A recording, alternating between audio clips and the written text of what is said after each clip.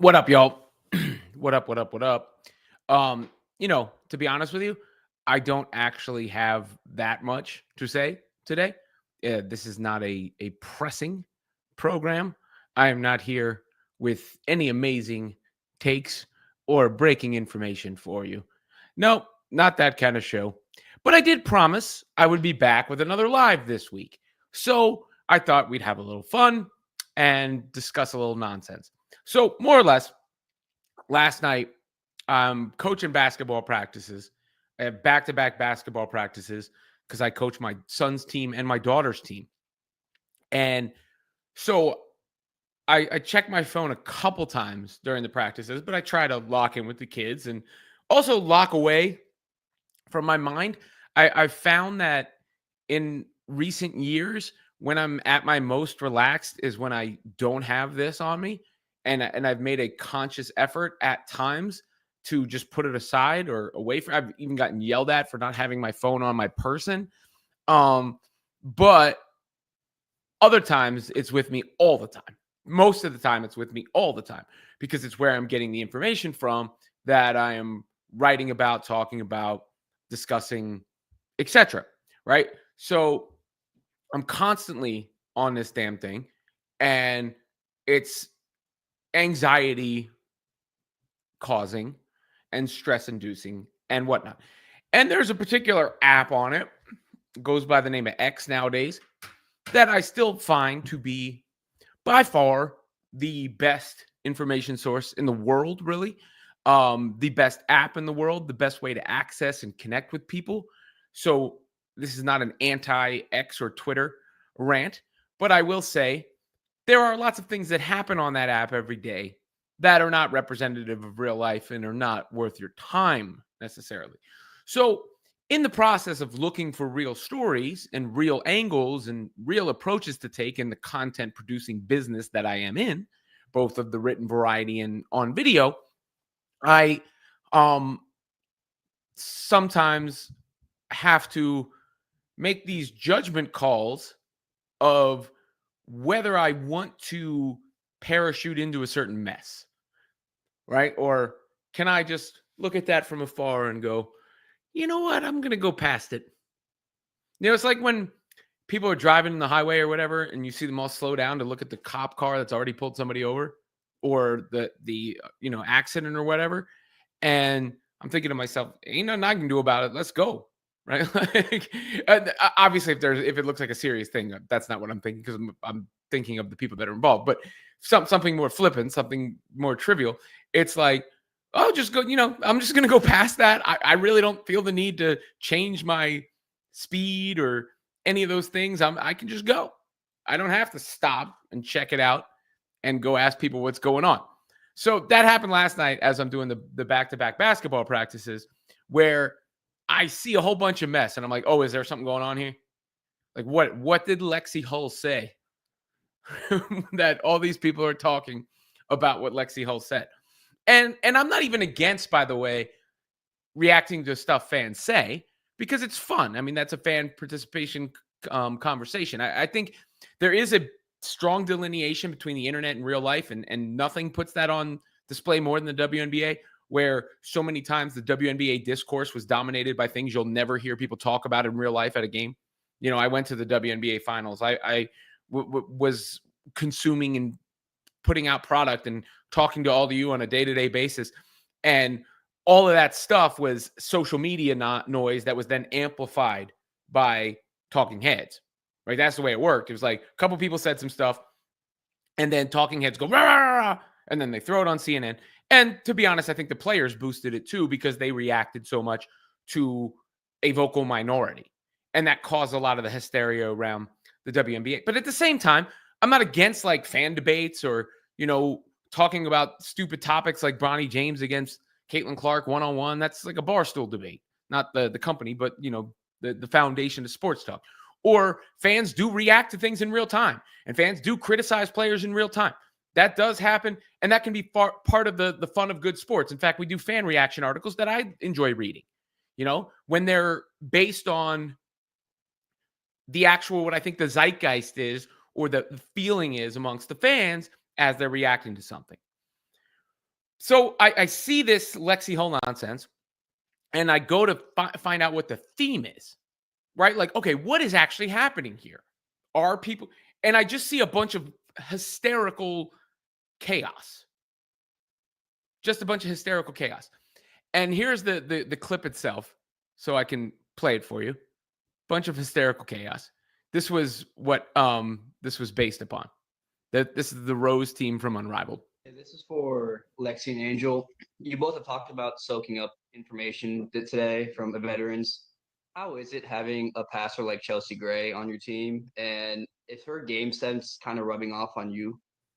Yeah, for me, always be ready. My hands always have to be ready because you never know what kind of pass she's going to throw. Obviously, I tease her about being a grandma, but she's been in the game for a while, and just being able to see her do special things.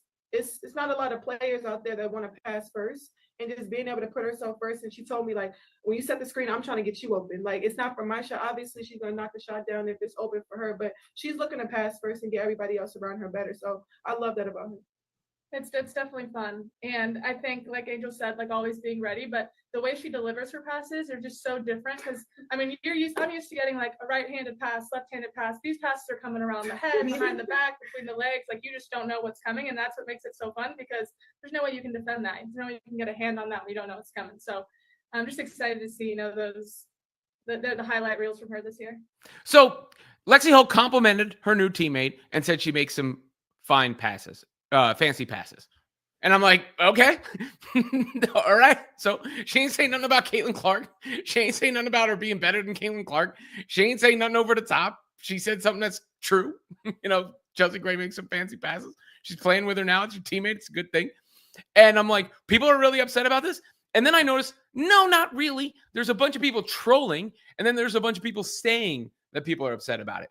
And there's another instance of that today where I saw somebody post about Angel Reese's Vogue cover, and they're like, oh, a certain fan base is going to be really upset about this today. And I see those kind of posts constantly where people say that, but then I don't actually see it from the certain fan base they're referencing. Right? Like, okay. And all of this is not important. All of this is fluff. All of this is just a little fun. It's just me telling you, you don't have to get involved in everything. And that hysterical stuff is not representative of fans at large, nor does it have to be representative of what you're thinking or whatever. It was just trolling jokes and bullshit more than anything else. Right? And like, was anybody upset about Angel Reese being on the cover of Vogue? Congratulations to Angel Reese. It's a fitting cover for her. I did see Stephen A. Smith do a segment on his show about Angel Reese today. And I think it's weird because Angel has done such a good job branding herself, right? Like she's done such a good job branding herself outside of basketball and not and within basketball too, like Bayou Barbie, Shy Barbie, all that stuff. Great basketball branding. And then she's done a great job branding herself outside of basketball as well, where she gets to show up at the Met Gala and take pictures with Rihanna and have her podcast and be on the cover of Reese's boxes and be on the cover of Vogue. And I think she's excellent at that too and deserves to be praised for that. The one little, and this is what Stephen A. talked about, was the New Year's photo. That's the one thing. She can do whatever the hell she wants, by the way. Do whatever the hell she wants. But that's the one time, that's the thing that I think she doesn't need to do. And I think Angel is a personally very attractive young woman. Obviously can take pushback and criticism, handles herself well, has been remarkably successful. But I do understand when people talk about stuff like that, because that's when I'm like, you don't need to do all that, Angel. But she's doing pretty well for herself, so who am I to say anything? Anyway, that was basically the gist of the rant. The other thing I talked about, I did a video on this earlier today, was Juju Watkins and what she said about Caitlin Clark and fans. And I thought that was kind of cool because Juju, said new fans are good. It might be annoying, but new fans are good because they help build up the sport. They bring more eyes, more attention to the sport. And of course, anytime you increase the volume like that, you're going to get more volume. You're going to get louder people on the fringe. But to act like the people on the fringe are taking away from the huge grouping that has been brought in is just a stupid premise in the first place as well. And she also said that I'm all for it in regards to Caitlin Clark winning Time Athlete of the Year. So good complimentary comments from Juju, who has become a star in part because of that, and is in a different era. And I'm really fascinated by this new era compared to the old era. One of the things for some of the women from the old era, they're getting some shine now because of what happened last WNBA season. I think because of Unrivaled, and like how many different players are getting their names out there. Like Chelsea Gray, for instance, right? Like Chelsea Gray mentioned more in the last year than I think anyone's ever heard her name before that. Asia Wilson, same thing, her superstar teammate. Hell, Kelsey Plum, same thing, who was fairly well known before this. And then you could do that with almost every team. Arike Ogunbowale at the All-Star game. Nafisa Collier, who's part of Unrivaled now. All the teammates on the Fever, Boston and Hull and Mitchell. Like so many more have gotten their profiles raised. But it does feel like there's a distinction and a difference with the new school coming in and the Jujus and the Pages and the Flages and the Hannah Hidalgo about how they're received and even how they perceive. And I'm really looking forward to that 2028 Olympic team as a result of that. Because I think that is going to be a team that we look back on like the dream team. Like the dream team in 92 for the Olympics.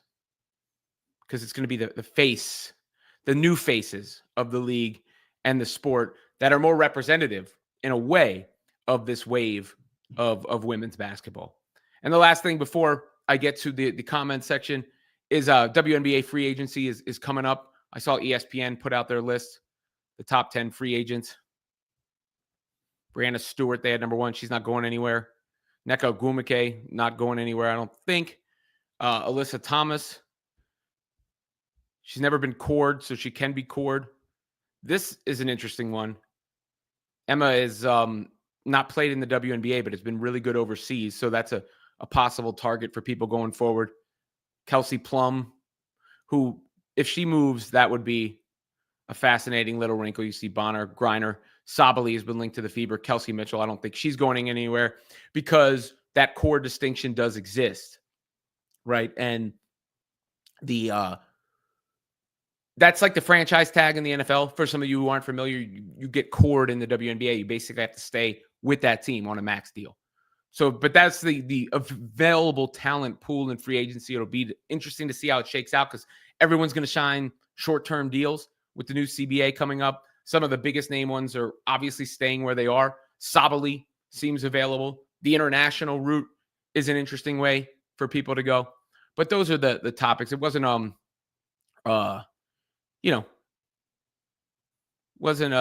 some big pressing show or anything I needed to get off my chest. But I promise y'all I'd be back with another ep. So I am. Oh, quick announcement. I'll be doing a stream for Bleacher Report every Thursday at 2:00 on women's college basketball. So with the Bleacher Report app, you'll be able to check that out. Starts tomorrow. So I will be doing a stream for Bleacher Report on women's college basketball every Thursday at 2 p.m. Of course, otherwise, you can catch me here, the Robert Lundberg Show on YouTube, and of course, Women's Fast Break on SI, which is covering every topic under the sun. And soon we're getting the topics back. That's the thing that I'm really looking forward to be honest with you, is because make sure you like, subscribe, and all that good stuff to the channel as well, because you're getting the free agency stuff starting. That's going to be a talking point. And you're getting Unrivaled. That's going to be a talking point. And the NCAA games will start to pick up going into March Madness, of course, where I think the women could beat the men again in March Madness. I do, in the ratings. I think they could. Again, they did it last year in the Final Four through the championship. They beat them. Obviously, Caitlin Clark was a huge reason for that. It was like almost 19 million viewers for the national championship game. I don't think the women will beat the men at the beginning when everything starts and the brackets are just out there. But as the tournament goes along, I could see the women beating the men again. if the right teams advance. Because let's say South Carolina advances and UConn advances and Notre Dame advances and UCLA advances and USC advances and LSU advances. Do the men have the star power to compete with that? When you get a Page versus a Juju, or a Hidalgo versus a Page or a Juju, or a Flaugier versus a Juju or a Page, or Dawn Staley going up against Gino Auriemma in the coaching matchup, or Dawn Staley and Kim Mulkey as the coaching matchup, are the men going to be able to beat that? I don't know. And then, of course, you'll have the WNBA draft and finally the WNBA season after that. Let's get to what you guys have to say. And AJ will kick it off. Speaking of the Met Gala, when are we going to start talking about Angel and Lewis Hamilton? He's chairing the gala, and Angel was a guest of his at F1. Was she? I didn't see any of that get out there, but I know you shared me like stories of her. Was that in the Middle East somewhere? I don't know. Saudi Arabia? Or somewhere. But you got to get the F1 mention in, so there you go. Kevin Zwicker, who do you think is the favorite in Unrivaled? I'll go with the Unrivaled rosters. Hold on. Phantom is one that stands out, and I think the Owls. But let me just double check the rosters to make sure I got that right.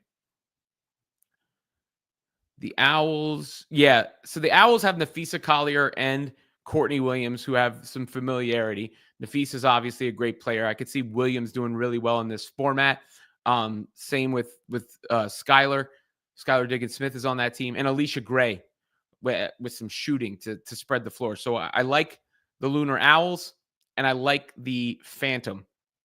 The Phantom have Sabali, Mabry, Griner, and UNESCO.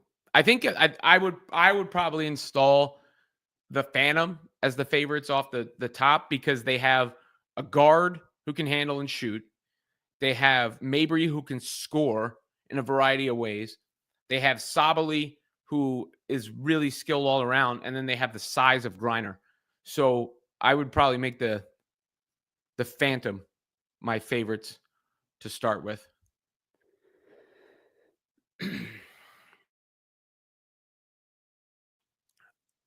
All right. Let me get. Karma is a Taylor Swift podcast. 115 days until the Fever return. That's a long time. It's the WNBA season mad long. That's another reason for what I was talking about at the beginning of the show. People are bored. They got nothing to do. And so many people created their like online personas and identities around like stirring shit about the Fever or Caitlin Clark or something to do with them. And now you see this. So, because like it's like again, it's every day. So certain people are gonna be mad about this, and then I see no one actually mad about this. I just see people saying they're gonna be mad about this. Hooper says, "Yo, what up, Hooper? Crash Out King, yo, what up, Robin? What up, man?" Greg Thomas, bottom line, Paige is going 1 of 1 in the draft, first pick. Well, yeah, I think she is. Barbara Jurek asked if I was going somewhere with the rant. I hope. I mean, I told you at the beginning, I didn't have like a great, awesome point to make for you. I just thought it was a little fun. I hope that I got there, or as Moonpie might be referencing, a long and winding road, make of it as you wish. Max said, Lexi Hull said nothing wrong. Yeah. I mean, that's why I was saying it was just stupid. It was just people. It seemed to me to be a combination of people saying, oh, they're mad about this, and then people going over the top about it, which I didn't take most of them seriously. Generally, when you like see a reaction, there's a theme to the reaction. Paige Beckers is not aggressive enough. Caitlin Clark needs to not turn the ball over as much. Sorry, Clarkies. I'm just kidding. But that's the credit. There's one theme. Caitlin Clark, is going to break the assist record. It's amazing her passes. They're so much better than every other guard. No. Angel Reese's double streak. Is she stat padding? Whatever case may be, there's like a central theme. Sean Davis adds, it's just like certain things in WWE. There's always someone that won't be happy with something. Yeah, The Rock kind of referenced that last night, didn't he? On the NXT show where he came out. And so The Rock, for those of you who don't know, opened the Netflix Raw's debut on Netflix the other day. He was the first person out, and he sort of abandoned the storylines from the past and abandoned where he was in the progression of what was going on. Because last year he sort of stole Cody's moment, and then he sort of threatened that he was going to follow up on that afterwards before he left, and then it was like nothing had happened. But I think, having really thought about it, it was more, there's a whole bunch of new people coming to Netflix who have no idea about this, or they're fans that were lapsed and weren't there for a long time, and they don't want to boo The Rock, and they don't understand that. So this was more like, hey, look, it's The Rock, and I'm watching The Rock. This is cool. And maybe they will get back to the Final Boss character. It's either that, or he was telling us he's not doing WrestleMania, but he mocked the reaction on Twitter or X after the fact. And the other reaction was about Hulk Hogan getting booed. And you know what's funny? I think if you watch that in real time, you'll notice when the music hits, they cheered like dun dun dun dun dun, because the nostalgia like starts firing up. And then when the music ended is when they really started booing, because they're like, wait a second, I don't like you. And Hulk Hogan, that's a complex one in a certain sense, because there would be no professional wrestling as a popular medium the way it is now without Hulk Hogan. And Hulk Hogan slamming Andre the Giant is probably the single biggest moment in the history of that business for blowing it up. And then Hulk Hogan went to extend his career arc as Hollywood Hogan and in the NWO, which was another iconic chapter. But Hulk Hogan has had a reputation for a long time amongst hardcore wrestling fans for antics behind the scenes and manipulating things behind the scenes and kind of being an ass. And then he literally said blatantly racist things on recording. It's not like, we're insinuating. The guy said it out loud. And not even just like a slur. It was the phrasing and everything around it. You know, it's not like he said something bad one time, apologized for it, and I'll never do it again. It was like it was the thought process that went into what he said. And I can't be mad if certain people feel a certain way, or anybody feels a certain way about that. And then he was so public with the Trump thing very recently in Los Angeles, which isn't exactly Trump country. So I think you throw all those into a cocktail and you get what you get. We'll see if he tries to rebrand as a heel, if WWE uses it as go away heat, if they bring him out in some other place, or whatever the case may be. Kevin Zwicker says, love Final Boss, dislike corporate Dwayne. I agree with that. All right. Please like, subscribe, all that stuff. I'll get back through the comments. Let me scroll back up to the top here. Crash Out King said they fell for the obvious troll. Yeah. That's in reference to the Lexi Hull thing. Moon Pie says Angel appearing on the Vogue cover is more in her wheelhouse. The fact that she was dressed by a stylist helped her image, perhaps. Look, I mean, I think when Angel does elegant or even like sexy in a way, it works for her. If I were advising her, I don't think she needs to go scandalous or provocative. That is my opinion. I think that's the stuff that catches her heat, because I'm sorry, you can't look at that and go and just scroll past and not like think for a second about it. Or what, come on, what are you trying to do here? And then you can't also go, oh, no, nothing to see here. That doesn't mean hate should go her way or anything ridiculous, but it is calling attention to yourself in a certain specific way. And she doesn't do it all the time. She's just done it here and there, when I think what she's doing with Vogue is perfect. And what she did at the Met Gala is perfect. And there's room for some of that, but I think when I guess the parlance of the times, it would be extra.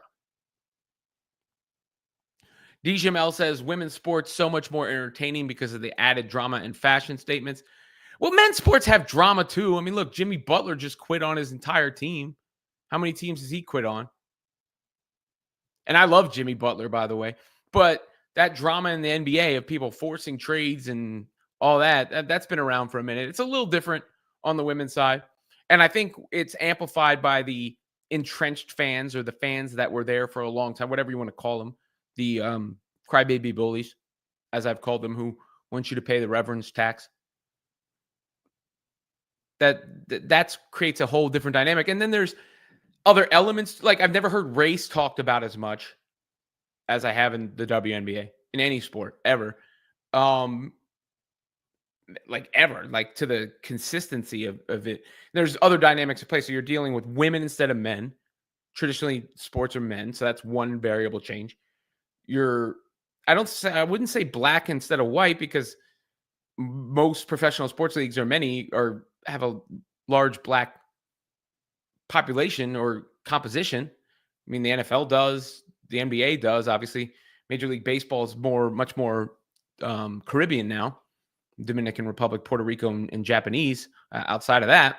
But you know what I'm saying. It's not like it's odd for there to be a high prevalence of black players. So that maybe the sexual orientation is bigger there too. And is that another variable? I don't know. Or this idea of activism, when, I'm sorry, complaining online is not activism. Not that some of the women haven't done activism or tremendous work and have fought for things. I'm not painting with a broad brushstroke, but I think some people on the interwebs conflate complaining online with activism, and those are not the same things. There you go, AJ. Slow Pat says it would make for a great picture with Lewis not even coming up to her shoulder. Bobby Yu says, got to read between the lines. Lexi was saying that Chelsea's passes are more gimmicky than Caitlin's, and Caitlin's more fundamentally sound than Chelsea's. Or maybe she just was complimenting Chelsea. Like, nobody has to, like, bow at the feet of Caitlin Clark all the time. Lexi Hull, I've literally heard Lexi Hull talk about having her have her head on a swivel and be ready for Caitlin Clark's passes, and how great it's been to play with Caitlin Clark and all these things. Like, I've heard her say it. She's good buddies with her. There's no hard feelings there. She's allowed to say Chelsea Gray's a good passer and makes fancy passes. And it doesn't have to be shade at Caitlin nor a backhanded compliment at Chelsea Gray. I don't even think Lexi Hull's wired that way. This is some of the drama that people are talking about. My God, the most innocuous comment ever. Martell gives me a compliment. I appreciate it. You did make the live feed, Debaser. You made it.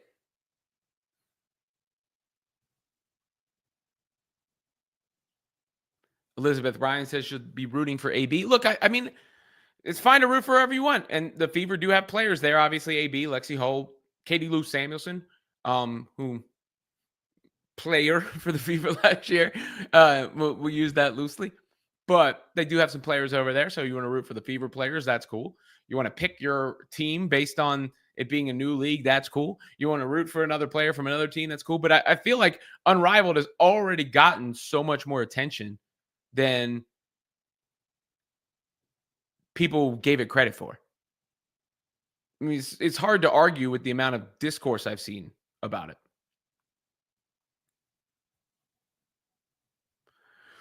Marlene Smith says, do I think Paige should go number one? Problem is, Paige is more popular than anybody else going into this draft by quite a large margin. And there will be a fear from any team of what could happen if you do not take her and she turns out great, like the pushback and blowback that you would get.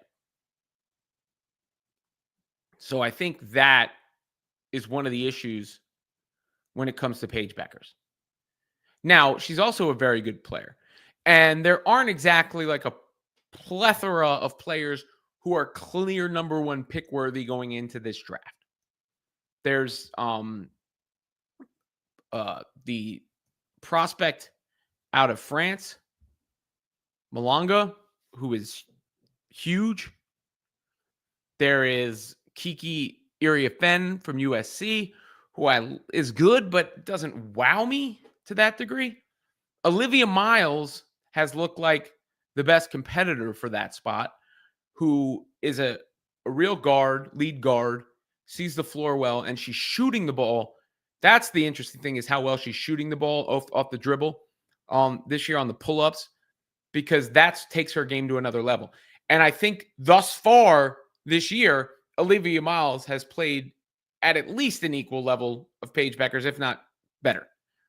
But the problem is, in order to overcome the advantage Bueckers has from a notoriety standpoint, you have to be way better. So, yes, I do believe Paige Bueckers will go number 1. Tom on Sports says she says nothing wrong. And Lexi Hull. Lil Sip 55 says, why there's no backlash when Cameron Brink posts half. Does she? I don't know if I've seen the same sort of photos from Cameron Brink, to be honest with you. If you want to show me a still by still, I'll give you my reaction to it. I have no agenda. I don't, hell, if I got to be honest with you, here's the best way I can explain this. So please, because I'm not trying to objectify any women, but I prefer Angel Reese to Cameron Brink. So I got no, from a non, from just like what you're talking about. So I got no reason to single out Angel Reese in that regard. I mean, Cameron Brink was in the swimsuit issue. That's a different story.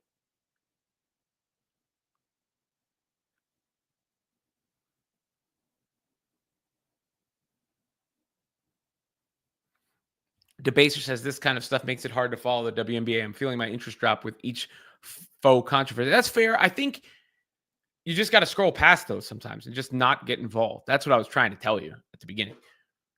That's people setting you up for that. Either you want to be part of the mess and go ahead, dive into the mess pool, but it's easy to just avoid those things and just wait for them to fizzle out. They're not going to last long. That lasted like an hour and a half.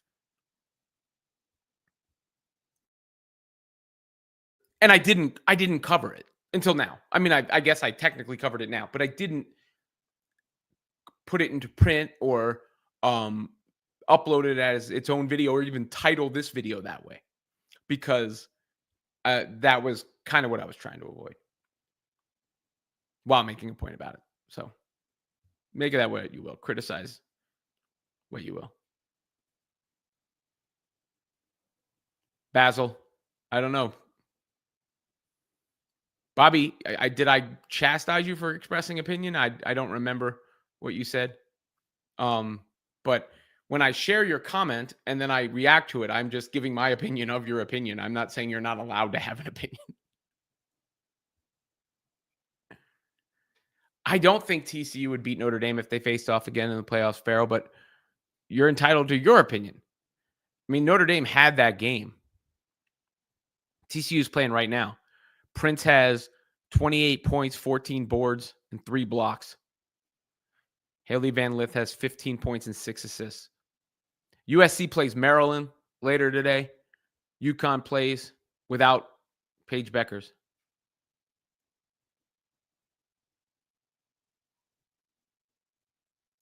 Rocket Knight says Caitlin Extreme fans are going to run players away from Fever as if CC's a one-man band. I don't think so. I don't think there are many of those, really, to be honest. I don't think that's... I feel like it's more people talking about them than there are them. There are a few crazies, and sometimes people overreact, yes. But I think the players realize it. I think the players see the support they get every day. I guarantee you, maybe at the beginning it was tough, because I even chastise, I guess, to use a snobby word, some of the Clark fans who treated her like this protected princess that could never do anything wrong, and you had to only compliment and you could never do anything else whatsoever, and it felt almost cult-like from a small segment at the beginning. But that's because I believe so many of these people, their entryway to all this was through Caitlin Clark. They weren't basketball fans before, and I'm not talking about all of it. I'm saying this section. They weren't really basketball fans before they became these diehard followers, and they had a genuine love for her, and they were exposed to something new. But I think as that time went along, that dissipated. There's going to be a little bit of it always. But I honestly feel like I see so much more of people referencing that than I see of that. And you go from Aaliyah Boston caught some flack at the beginning of last year to now Aaliyah Boston being beloved with that fan base. Or like Erica Wheeler, look at every post she has online and people supporting her charity and her restaurant or whatever it is she has in Atlanta. You know, like, look at all the all-star votes Aaliyah Boston got. Look at Lexi Hull even being a damn name right now. So I don't think so.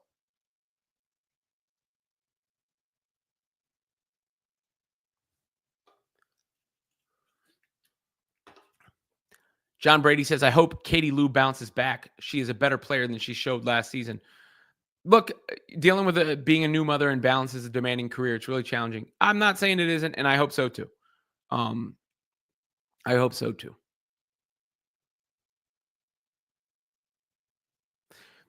Bobby, what did I say about which of your opinions that has you so upset?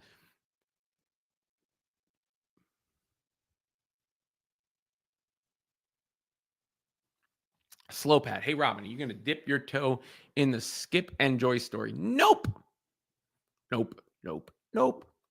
Skip Bayless don't work there no more, so it's not even really relevant from the Fox standpoint in that regard, probably, or his career standpoint.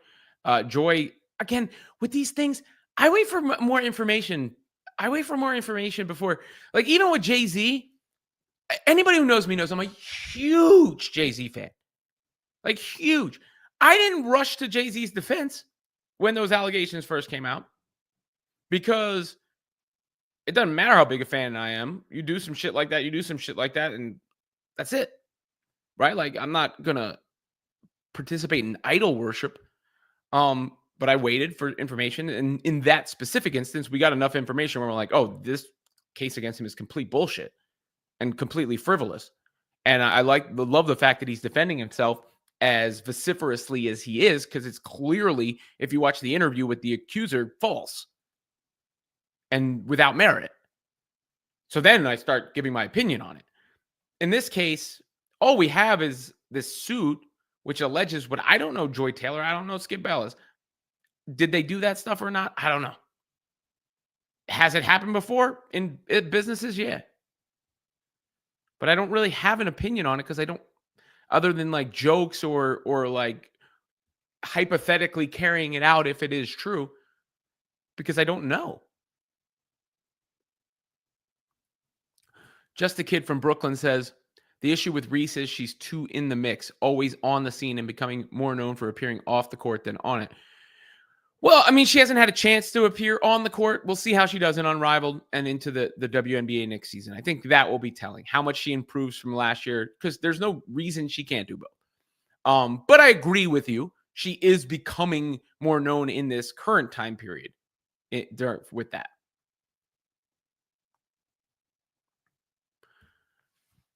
King Lion Crown, do I think the Indiana Fever has a chance to win a championship 2025? Yes. We'll see what moves they make, but yes.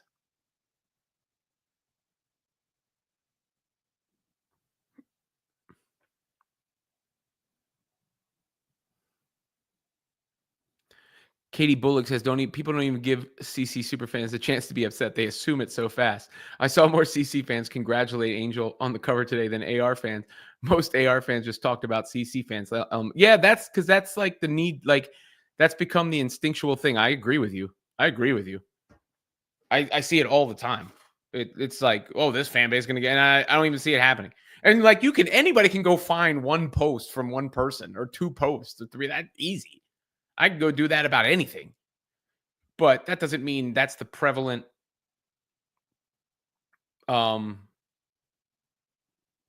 reaction. Or, the Simone Biles thing is a good example. Simone Biles won Sports Illustrated Sports Person of the Year.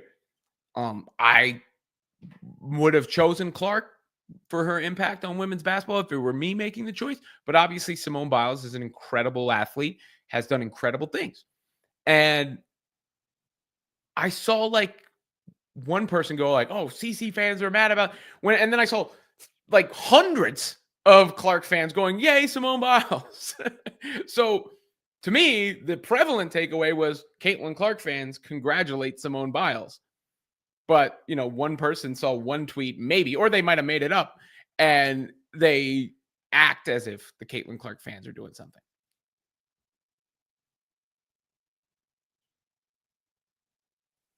Michael says Angel is like Dennis Rodman. He can party for 48 straight hours without sleep and still grab 15 rebounds. Maybe.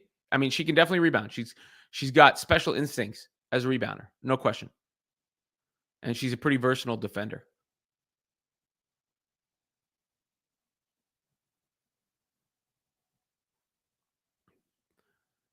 She's not actually as good in the paint defensively, but she's a hell of a rebounder. Bryce Smith, what up, man? What's up, y'all?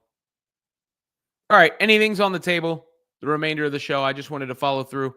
I told you guys I would be back with another live this week, and I will be back with the lives with more regularity. So I did want to make good on that promise and not lie to my audience. I try not to. I really do, guys. Please reciprocate that with the likes, the subscribes, the comments, the follows, all those things. I almost feel like shameless doing that. I know you're I gotta find Bobby U's original comment that he's been out of shape about. What did I chastise you for? Where is it? Which comment is it, Bobby U? Please let me know, because it's now bothering me. Oh, the Chelsea reading between the lines. I disagree with you. I don't think Lexi Hull was trying to do anything but be nice. That's it. I thought Lexi Hull was trying to answer the question nicely and respectfully amongst her peers on a team she's now playing on with a team mate who she was asked about directly. I don't think she said anything wrong, anything controversial, or anything worth a reaction whatsoever. Chelsea Gray does make fancy passes. Do I believe Chelsea Gray is a better passer than Caitlin Clark? No, I do not. Because I think Caitlin Clark, and this is my honest opinion, Caitlin Clark to me has court vision that is different than or equivalent to anyone I've ever seen before, male or female. You know, the likes of LeBron James, Magic Johnson, Jason Kidd, Steve Nash, John Stockton, any of those like basketball geniuses. Chelsea Gray is a damn good passer. She does put some sauce on her passes. She moves a little bit more in like the Chris Paul mold to me. Kevin Zwicker, how hyped are you for the AEW return of Kenny Omega? I know you're hyped, man. This is just a way for you to say you're hyped. You can check out Kevin's content on Fast Count.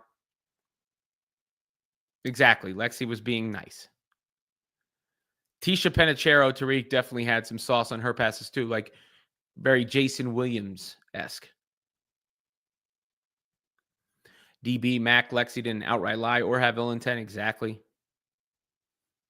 John Brady, I think Angel can be a versatile defender. I don't think that showed much in the W last season.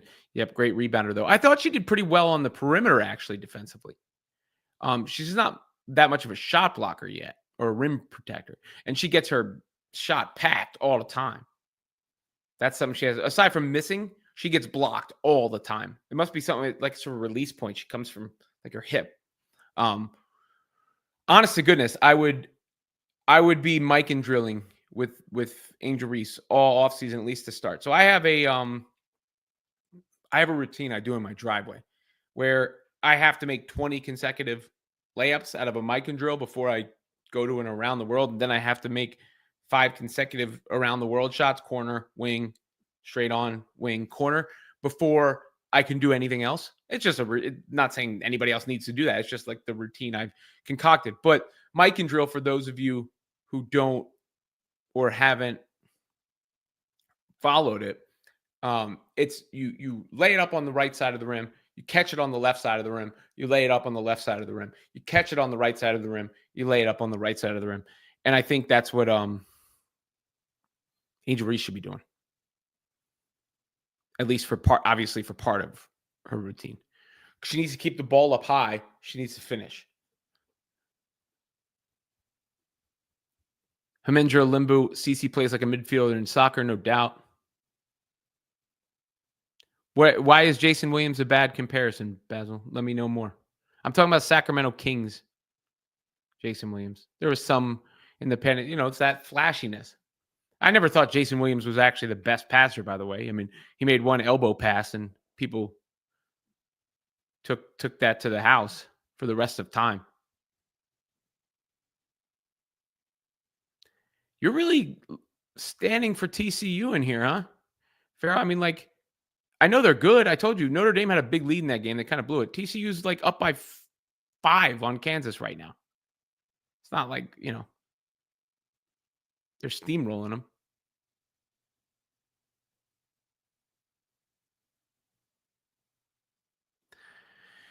D8, Lexi doesn't have a politician's mind. She didn't say anything awful, but the behind the back comment was just fault for Caitlin. Look, we've seen Caitlin Clark throw the ball behind the back. Who cares?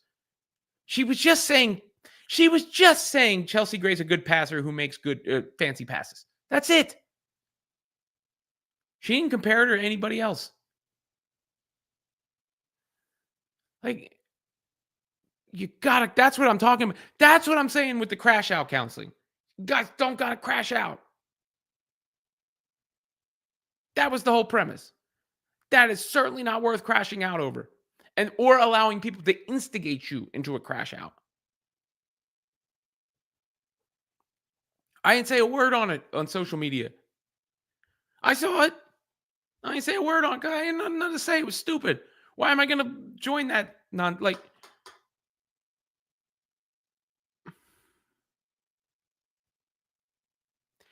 I agree. CC's probably closer to Steve Nash. The way she probes the paint and all that stuff, there's a lot of Steve Nash in the way she plays. Also, a lot of LeBron in the way. I mean, I almost think so. Her outlet passes remind me of Jason Kidd. The way she pushes the ball up the floor, that to me was Jason Kidd. The probe dribbles, keeping the dribble alive, and the little these kind of dish offs, those remind me of Steve Nash. The being the engine of the offense who does everything, gets to the lane, finishes strong, drives in, kicks out. That's LeBron. And then the deep threes are obviously Steph.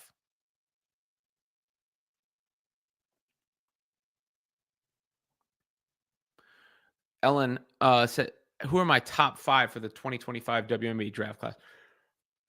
Paige and Miles, Iria Fenn,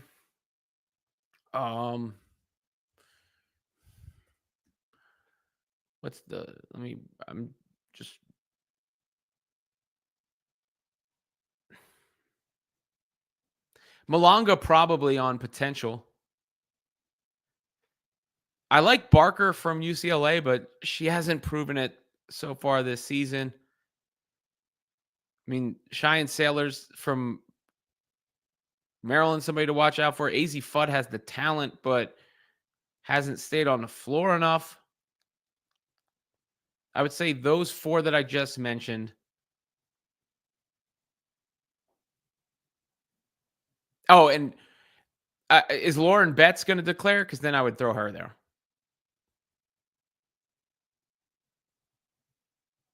This year, Rick T, all the Unrivaled games will be played in Miami. But they're going to apparently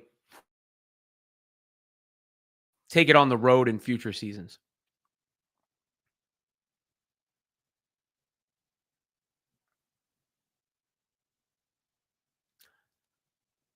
CC's not a foul merchant like Brunson.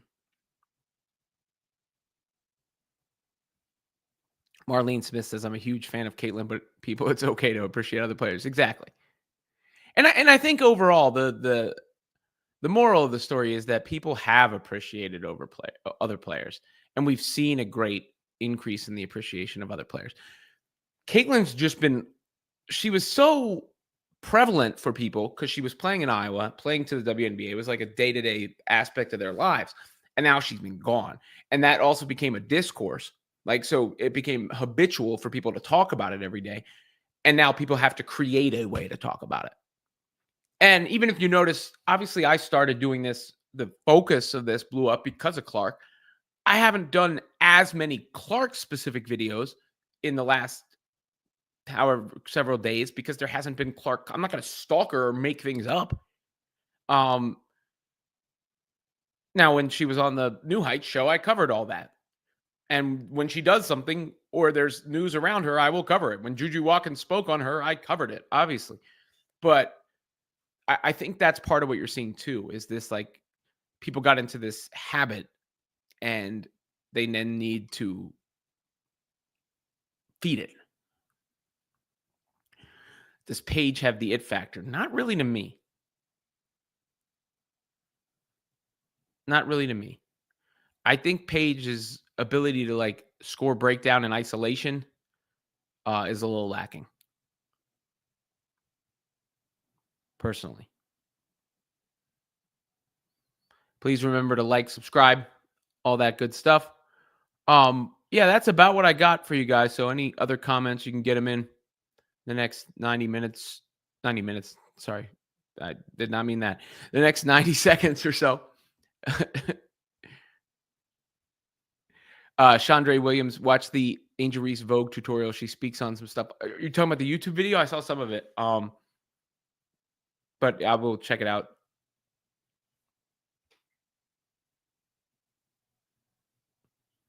B. Bickham, Juju Watkins is going to be phenomenal when she hits the WNBA. Look, she's a hell of a prospect. There's no question about that. I agree with David Tron that Hannah Hidalgo has the it factor. She's my favorite player other than Caitlin Clark to watch in all of basketball, all of women's basketball right now is Hannah Hidalgo. You know, if you're telling me I can watch any player, my player watch power rankings are 1 Clark, 2 Hidalgo. No questions asked.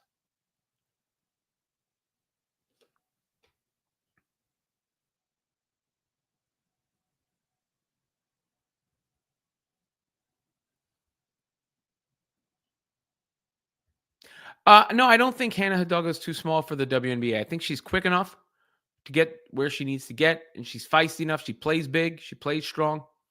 I don't think it's going to be much of a problem. I do not.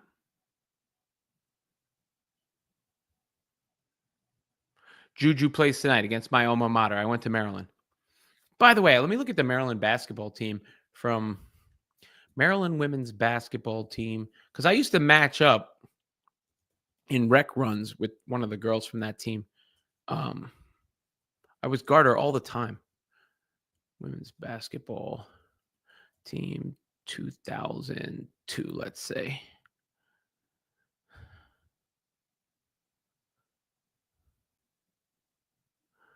No, maybe it was 2001. Let's try 2001.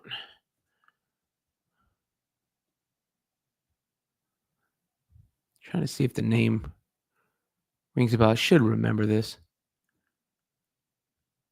They don't have photos on this page either. It's tough, but yeah, one of the girls from that team, we used to guard each other all the time. Yeah, my high school matchup in high school, it obviously went on the N1 mixtape tour. They used to call him Lil Pat back then. His brother was the one dunking, and then he had a growth spurt, I guess, after high school. He went on the N1 mixtape tour.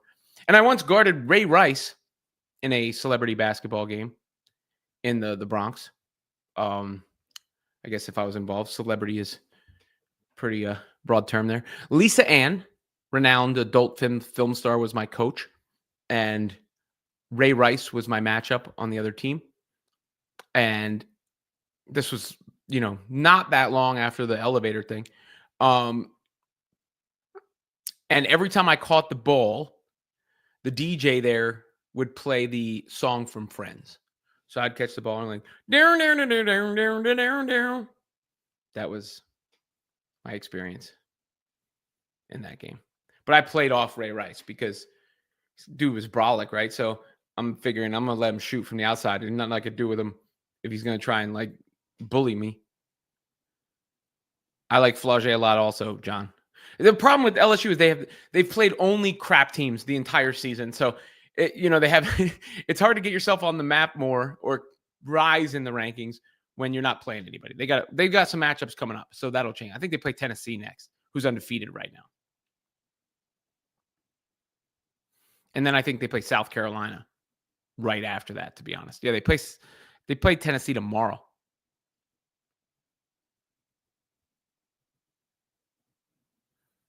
Brandon Sleep, what's your prediction on Satu next year? Look, Annie wrote about it in the in her column yesterday.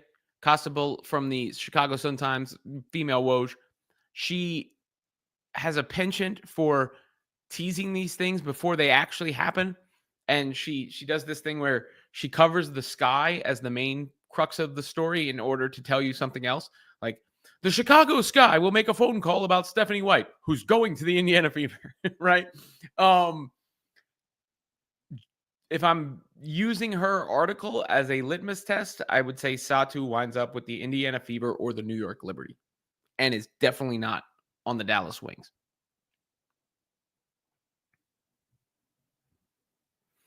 Flauché has a very cool personality, no question. Big foe. Bobby, I'm sorry for the chastising. I did not mean to chastise you. I disagreed with what you said. That's all. Maybe I don't know. I'd have to rewatch the recording, but I appreciate your constant involvement and participation in these here shows. All right. Get those likes in, get those comments in, get those shares, follows, whatever it is, all those different words. I appreciate it, y'all. That will probably be the last live for this week, barring breaking news, but you never know. Might be back. Definitely will be back next week, and I will be back with regularly scheduled ones from here on out, other than that second week of February when I'll be on a cruise. I don't think anybody's going to the Sky, Mac. I don't think the Sky are a desirable destination right now until they get that new practice facility up, given roster, given the reputation of the organization, things like that. That, is not helping them. But until next time, yeet.